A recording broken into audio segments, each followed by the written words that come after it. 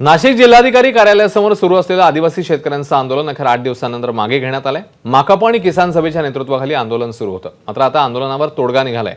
पालकमंत्री दादा भुसे आणि प्रशासनासोबत आंदोलकांच्या शिष्टमंडळाच्या बैठकीत अखेर तोडगा निघाला।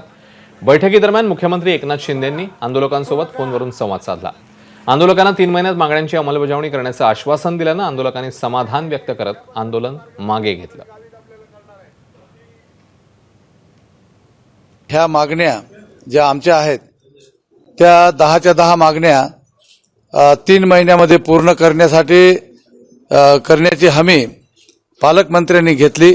आम्ही हा आजचा कार्यक्रम इथं स्थगित केलेला आहे, परंतु मागण्या जर मान्य झाल्या नाही, कुठे मागण्या पूर्ण केल्या नाही तर पुढचा लढा केव्हाही सुरू होईल याची शासनाने भुसे साहेबांनी नोंद घ्यावी, एवढीच आम्ही आपल्या माध्यमातून मीडियातून सगळ्या जनतेला आवाहन करतोय। एबीपी माझा, उघडा डोळे बघा नीट।